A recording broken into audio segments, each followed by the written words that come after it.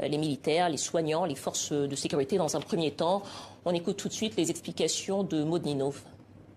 Bienvenue sur un site hautement stratégique. Ce laboratoire privé en partenariat avec le géant chinois Sinopharm est devenu le fer de lance du Maroc dans la course mondiale au vaccin.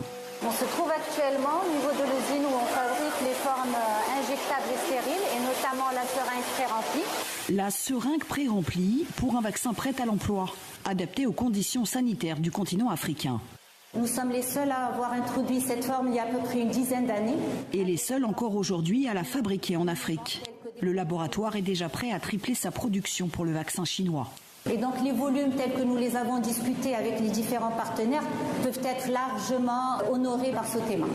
Le Maroc comme tête de pont de la stratégie chinoise en Afrique. Impossible pour Pékin de fabriquer des centaines de millions de doses pour le continent.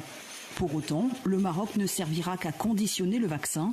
Pas question qu'ils reçoivent la formule pour l'instant.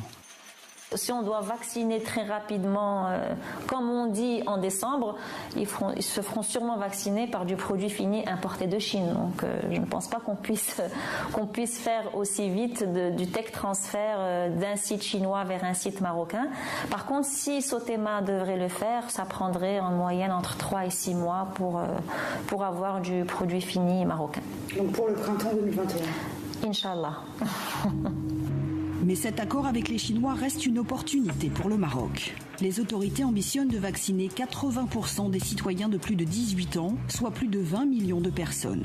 Voilà pourquoi le pays s'est porté candidat cet été pour les essais cliniques chinois. C'était inscrit dans le contrat, les pays participants seraient les premiers servis. Le Maroc a également signé avec les 5 laboratoires étrangers les plus avancés, comme l'américain Pfizer. Et dès la mi-septembre, le Royaume annonçait l'achat de 20 millions de doses du Spoutnik russe. Aucun de ces vaccins n'a encore été homologué par l'OMS, mais les autorités l'affirment, elles restent prudentes. Il faut que les résultats soient validés et qu'il n'y ait pas de risque majeur pour la population. Le Maroc doit être exemplaire car ses ambitions dépassent déjà la Covid-19. Il veut devenir un pays producteur